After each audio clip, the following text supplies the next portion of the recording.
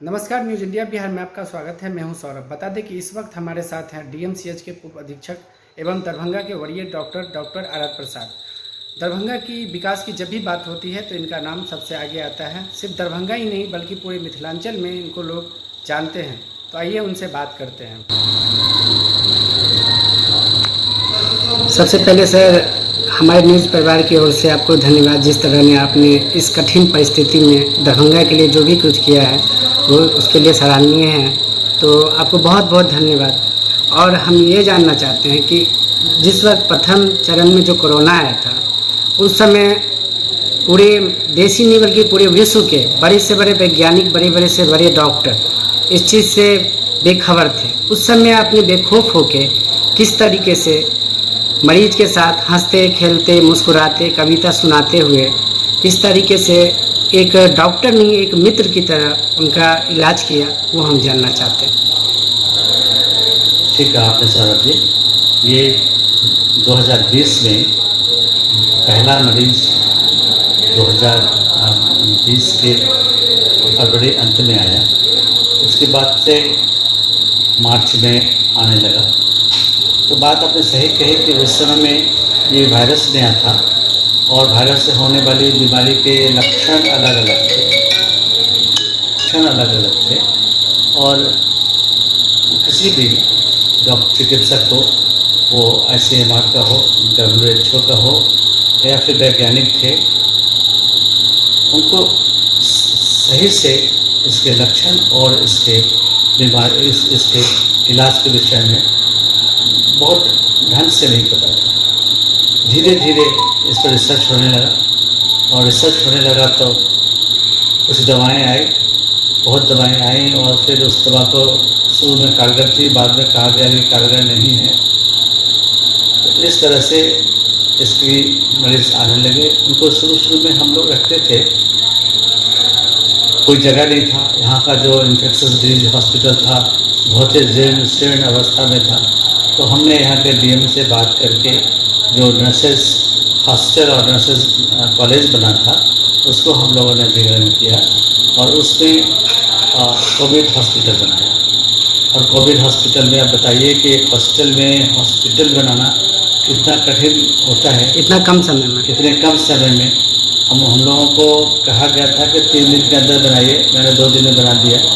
और फिर उसमें ये था कि एक जिसको संक्रमित है या नहीं और एक दूसरा संक्रमित है, एक जिससे संभावित हो सकता था और दूसरा संक्रमित, दोनों के लिए अलग अलग वार्ड बनाए गए। और एक हम लोगों ने ICU भी बनवाया उसमें, जो 7 बेड का उसमें था, वेंटिलेटर युक्त। इस तरह से हमने बनवा दिया। शुरू में जितने भी बाहर से लोग आते थे उनका स्क्रीनिंग होता था और स्क्रीनिंग के लिए रखा जाता था। यहाँ उसमें RT-PCR टेस्ट नहीं होता था। RT-PCR टेस्ट के लिए हम लोग कलेक्शन लेते थे और पटना भेजते थे आंगनबाड़ी, वहाँ इसका टेस्ट होता था। धीरे धीरे फिर दरभंगा में भी टेस्ट होने लगा। जब टेस्ट होने लगा तो किसी को लक्षण होता था, किसी को नहीं लक्षण होता था, लेकिन हम लोगों ने उसे तब तक रखते थे जब तक RT-PCR उसका निगेटिव ना आ जाए। फिर बाद में ये हुआ कि अगर RT-PCR निगेटिव नहीं भी आता है और 10 दिन में कोई लक्षण नहीं आते हैं तब भी उसे घर भेज दिया जाता था और उसको होम आइसोलेशन में रखते थे। तो बाहर से जो भी लोग आते थे उनको कभी स्टेशन से, कभी बस स्टैंड से पुलिस की गाड़ी आती थी लेकर के। कुछ लोग खुद भी आते थे, कुछ लोग रिपोर्ट करते थे, कुछ मुखिया बताते थे। उन लोगों का बहुत बड़ा कठिन दौर था। सब कुछ नहीं थी। कुछ मरीजों का आने लगे जिन्हें ऑक्सीजन की कमी होने लगी। ऑक्सीजन में कमी होने लगी तो वहाँ पाइपलाइन तो गया नहीं था, ऑक्सीजन का था। तो हम लोगों ने छोटा ही सिलेंडर हर बेड के पास रखा ताकि उन लोगों को ऑक्सीजन दिया जा सके तुरंत से तुरंत। और फिर अगर किसी का डेथ हो जाता है, उस समय पहुंचते हैं, तो उसके बाद सबका निष्पादन कैसे हो, या अंदर में किसी का डेथ होता है उसका क्या किया जाए। हम लोगों ने जगह जगह वो होर्डिंग बनवाया था कि कैसे क्या करना है, किधर से बोलना है। आप जानते ही हैं कि दरभंगा मेडिकल कॉलेज अस्पताल का परिसर बहुत बड़ा है। इसका इन्स एंड आउट्स नहीं है, बीच से सड़क गुजरती है, पब्लिक सड़क गुजरती है। उस समय तो टेस्टिंग किट भी बहुत कम था। टेस्टिंग किट भी बहुत कम था और 2-3 महीने के बाद में एंटीजन टेस्ट हुआ। एंटीजन टेस्ट आया था, कैसे करना है, क्या करना है, कुछ पता नहीं। फिर हम लोगों ने बात करके, ये आपको मैं बताऊँ, अधीक्षक कार्यालय में मैंने वो माइक्रोबायोलॉजिस्ट से बुलाया, सब लोगों को बुला करके वहीं पर टेस्ट हमने शुरू किया। एक ड्राइव शुरू किया, उसके बाद से फिर से शुरू में जो इतना लाइन लगता था, भीड़ लगता था, तो शुरू में टेस्टिंग की व्यवस्था नहीं थी, कैसे आप मैनेज करते थे उस समय? टेस्टिंग की व्यवस्था नहीं थी, तो उन लोगों को हम लोग पहले एग्जामिन करते थे, कोई फीवर है कि नहीं, कोई लक्षण है कि नहीं, तो उनको होम आइसोलेशन में भेजते थे। जिन्हें कोई लक्षण होता था उसकी टेस्टिंग करते थे और उसके लिए बाहर भेजते थे। जब यहाँ होने लगा तो RT-PCR भी होने लगा। बाद में फिर हम लोग के पास एंटीजन किट भी आया, उससे हम लोग के पास आने के रात में 1 घंटा के अंदर में हमने एंटीजन टेस्ट 9 बजे रात के हमने शुरू कराया और इमरजेंसी में हम लोगों ने इसको शुरू करा दिया। तब से ये भी होने लगा, इलाज भी चलने लगा। और सबसे बड़ी बात थी कि हम लोगों ने बहुत 2-4 जगह ये भी किया कि हम लोगों ने जागरूकता अभियान भी लगाया कि ताकि लोगों को जागरूक करें कि सोशल डिस्टेंसिंग करना है, मास्क लगाना है, और फिर जो साबुन पानी से हाथ धोना है, सैनिटाइजर का यूज़ करना है। उस समय ये था कि हम लोगों के पास ना N95 मास्क पर्याप्त मात्रा में आ रहा था, न जो किट पहन करके इलाज डॉक्टर करते थे वो सब PPT किट वो नहीं मिल रहा था, और जो सैनिटाइजर था उसकी भी बहुत कमी थी। तो हम लोग उसके लिए पटना भेजते थे अपने आदमी को, और जो मेरे पावर में था उतना के अंदर में खरीद करते थे। और डॉक्टर्स ये मानने के लिए तैयार नहीं था, जो शुरू में किट आया वो एक्चुअली सर्जिकल किट था, वो PPT किट नहीं था। उस समय कुछ पता नहीं था, तो कुछ लोग रिफ्यूज़ करते थे लेने के। लेकिन हमें कह के नहीं, काम करना है और सेवा करनी है तो करना ही है। तो इस तरह से हमने मोटिवेट किया जो यहाँ के रेसिडेंट डॉक्टर्स थे, जो भी PG स्टूडेंट्स थे, हमने उनको मोटिवेट किया, उनको इतना सब कुछ से लैस ज़रूर किया ताकि उनको किसी व्यक्ति से कोई भी संक्रमण ना हो। तो N95 मंगाकर सबसे ज़रूरी है सर कि कोई मरीज का जब पॉजिटिव आता था तो काफ़ी अंदर से डरा हुआ होता था, तो उनके साथ आप कैसे मित्रता करके किस तरह से बात करते थे, हंसते खेलते? ये बात थी कि मैं मरीज के पास पहुंचता था, वो वास्तव में बहुत घबराए होते थे, उनके कुछ खाने के भी पसंद होते थे। हम लोगों ने, मैं क्या कहूँ, उनके पसंद के जो होता था उससे भी मैं दिया करता था उन लोगों को। हम लोगों ने कहा कि यहाँ तुम अपने घर में रह रहे हो, तुम्हारी जितनी भी ज़रूरत की चीज़ें होती है रोज़ का, उसको पर्सनल हाइजीन किट करते थे, जिसमें टूथब्रश से लेकर आईना लेकर तौलिया वोलिया सब उसको हम लोग प्रोवाइड करते थे, और सैनिटाइज़र देते थे। खाना भी हम लोग उसको सुबह दोपहर रात प्रोवाइड करते थे। किसी का अगर अलग टेस्ट होता था तो वो भी कोशिश करते थे कि कर दें, तो और उनसे बातें करते थे, देखो कुछ नहीं है, हम लोग भी देख रहे हैं कितने मरीज डिस्चार्ज होते गए हैं, हमको कुछ नहीं हुआ है।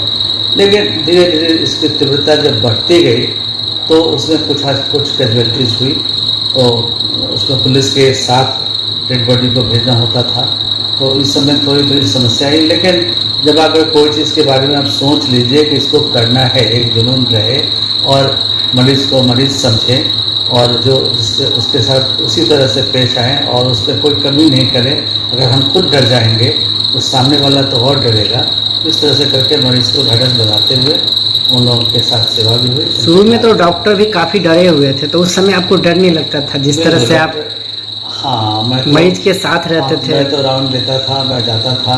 डॉक्टर वास्तव में डरे हुए थे, वो जाना नहीं चाहते थे, और उसमें काफ़ी मैंने डॉक्टर को भी हम फोर्स करने में वो होता था, लेकिन मेहनत करते थे समझा करके। ज़्यादा मेरा इंटेंशन ये रहता था कि उनको मोटिवेट कर करके कि ये आपका काम है, इसी के लिए आप डॉक्टर बने हैं इसी चिकित्सा के लिए, तो आपको करना है। उसमें 2 से 3 बार आप भी पॉजिटिव हुए थे, तो उस समय आपको कैसा लगा? जी पॉजिटिव हुए थे, हुए, उसका इलाज हुआ, और ज़्यादा मुझे काफ़ी कमजोरी आई, बहुत कुछ हुआ, उसके वजह से मैं निपटा और देखता रहा। और जब तक मैं हॉस्पिटल में था तो हॉस्पिटल में फिर भी आपके अंदर एक जुनून था, हाँ, मरीज से लगाव था। वो लगाव था। आज भी जब मेरा अपना प्रसाद पॉलीक्लिनिक मल्टी स्पेशलिटी ये हॉस्पिटल है बंगलागढ़ में, जिसके MD डॉक्टर उत्सव राज हैं, तो वो जब यहाँ किए तो मेरा कोविड का पेशेंट सरकार की ओर से यहाँ भी एडमिट हमारे ICU में, उन लोगों का भी हम लोगों ने इलाज किया, और कह सकते हैं काफ़ी सफलतापूर्वक इलाज किया। किसी चीज़ की किसी को कमी नहीं हुई, और कोई शिकायत भी नहीं मिला। मरीजों से काफ़ी आपकी मित्रता रहती थी, काफ़ी मतलब मजाकिया टाइप के, काफ़ी हाँ। स्ट्रेस बाहर हो जाता था, लोग उस डर से बाहर निकल जाते थे, तो वो बिल्कुल। कैसे आप करते थे? ये मेरे नेचर में शुमार है कि जब भी मैं मरीज़ समझता हूँ तो मैंने कभी मरीज़ को कस्टमर नहीं समझा। मैंने मरीज़ को एक मानवीय चेतना मित्र की तरह, एक दोस्त की तरह समझा, एक दोस्त की तरह। मित्र जैसे छोटे होते हैं उनके साथ भी, बड़े होते हैं उनके साथ भी मेरी मित्रता होती थी। बातचीत करते करते उनसे मैं नज़दीक आ जाता, ताकि वो हम पर काफ़ी कॉन्फिडेंस मेरा रहता था उनका मेरे ऊपर में, और सोचते थे कि जो भी कहेंगे वो सच ही कहेंगे, ठीक ही कहेंगे। और इस तरह से मरीज, देखिए किसी भी दर्द का या मरीज़ का मर्ज जो होता है उसका दो एस्पेक्ट होता है, एक शारीरिक और एक मानसिक। 50% मानसिक होता है, 50% शारीरिक होता है। आप अगर ठीक से बातचीत कर लेते हो, उसके साथ ठीक से वार्तालाप आपकी होती है, उसकी बात आप समझते हो, तो उसका जो 50% जो मानसिक है वो वही ठीक हो जाता है। कहते हैं ना, आप हमको देख लिए सर अब हम ठीक हो जाएंगे, तो वो मानसिक एस्पेक्ट जो है वो उसी समय ठीक हो जाता है। शारीरिक है उसके लिए दवाएँ हैं, उसके लिए आप देते हो, कई गंभीर से गंभीर मरीज भी मुस्कुरा देते थे आप जब कविता या कोई मज़ाकिया बात करते थे तो? जब कुछ इस तरह की बात आती थी हम मुस्कुराने के लिए कहते थे, और उसमें का एक लाइन है जो अक्सर हम सुनाया करते थे, जल जला का दौर है, जल जला का दौर है, तो क्या हम घर बनाना छोड़ दें? जद्दोजहद की ज़िंदगी है, तो क्या हम मुस्कुराना छोड़ दें? तो इस तरह से क्या क्या उन्हें प्रेरित करते थे कि मुस्कुराइए, दूसरों को भी मुस्कुराने का मौका दीजिए, अवसर दीजिए, वजह दीजिए। और इस तरह से मेरे मरीज के साथ में पेश आए। आज भी DMCH के सभी छोटे बड़े कर्मचारी, सभी डॉक्टर, सभी लोग, सभी मीडिया, दरभंगा के सभी लोग आपको बहुत मिस करते हैं। उनके लिए क्या संदेश देना चाहेंगे? उनके लिए संदेश दे दूँगा कि वो जो भी उनका अपना कार्य है उसका 100% दें, और किसी भी वर्ग का है, वो 3rd ग्रेड हो, 4th ग्रेड, पहले वो आदमी है, पहले वो एक इंसान है। उसको जो अपने इंसान होने का जो उसका जो प्रेस्टीज है, उसको कभी भी छेड़खानी उसके साथ नहीं करें, उसको इज्जत दें, मित्रवत करें। काम तो वो 3rd ग्रेड का ही करेगा, 4th ग्रेड करेगा, लेकिन उसके साथ मैंने कहना कि आज भी वहाँ आपको लोग देखना चाहते थे, कई लोग आते हैं अभी भी सोचते हैं कि आप। मेरा पर्सनल संबंध हो गया था, व्यक्तिगत संबंध हो गया था, मरीज से भी काफ़ी रहता था, मरीज भी आपको व्यक्तिगत संबंध है। आज मैं वहाँ नहीं हूँ, तभी बहुत लोगों को होता है कि मैं ही अधीक्षक हूँ और हमें ब्लड का अरेंज करने के लिए कहते हैं, तो मैं जहाँ तक हो पाता हूँ कर देता हूँ। तो एक चीज़ और जानना चाहते हैं, अभी भी कई सारे मतलब देखते हैं यहाँ जो वैक्सीनेशन के लिए आते हैं, तो वो कोवैक्सीन या कोविशील्ड सर्च भी मारते हैं। कई सारे लोग इस फ्रस्ट्रेशन में रहते हैं कि कौन सा वैक्सीन सही रहेगा, और कोवैक्सीन को, कोविशील्ड को ज़्यादा इफेक्टिव माना गया है, इसलिए कोवैक्सीन लेने से लोग कतराते हैं। तो इसके बारे में क्या कहना चाहेंगे, कौन से वैक्सीन के लिए आप सही? मेरी जहाँ तक राय है और जहाँ तक मैंने पढ़ा है, कोवैक्सीन और कोविशील्ड का बराबर एफिकेसी है, दोनों। चाहे आप कोवैक्सीन लेते हैं या कोविशील्ड लेते हैं, दोनों का बराबर ही है। और लेकिन वैक्सीनेशन जरूर लेना चाहिए। आपने कहा था एक बार कि जो वैक्सीन में ले लेना चाहिए, जो भी दोनों ही इफेक्टिव है, लेकिन रिसर्च में जो कोवैक्सीन, कोविशील्ड को ज़्यादा इफेक्टिव माना गया है। थोड़ा सा परसेंटेज ज़्यादा अच्छा है इसका। और अभी तो ये भी कह रहे हैं कि अगर आपने कोवैक्सीन पहले लिया है, दूसरा वैक्सीन कोविशील्ड का लीजिए। अगर कोविशील्ड का पहला वैक्सीन लिए हैं तो दूसरा वैक्सीन कोवैक्सीन की लीजिए, तो इससे ज़्यादा संक्रमण दर जो है सो घटता है। नहीं, ऐसा बातें आ रही हैं, रिसर्च चल रहा है और चलेगा, और भी आने वाला है, और वैक्सीन सारी। कोवैक्सीन के बारे में तो अभी पूरा रिसर्च नहीं बताया गया है कि उसका आगे का पूरा, हमने बहुत कुछ कार्य हो गया, तीसरे चरण पर उसका काम चल रहा है। WHO भी उसको मान्यता देने के कगार पर है, वो भी मिल जाएगा और इफेक्टिव है। अभी भी लोग ये समझते हैं कि सब कुछ नॉर्मल हो गया, मास्क लगाना छोड़ दिए, नॉर्मल लाइफ जीना शुरू कर रहे हैं, तो उनके लिए क्या संदेश? नॉर्मल लाइफ तो जीना है, ये तो नहीं सामान्य तौर से, सामान्य रूप से जीना है। जीना क्यों हम छोड़ दें, लेकिन कुछ हम लोगों को अपना रखना है, वो एहतियात, जो मास्क लगाएं, जब भी पब्लिक प्लेस पर जाएं तो वहाँ मास्क लगाएं, दूसरों से भीड़ भाड़ से बचें, 2 गज की दूरी बनाएं, और साबुन पानी से। जो वैक्सीनेशन ले लिए उनके भी लिए यही नियम है। वैक्सीनेशन भी और जो एहतियात है वो दोनों चीज़ हमें साथ साथ लेकर चलना है, तभी हम इस बीमारी को हरा सकेंगे और इससे उबर पाएंगे।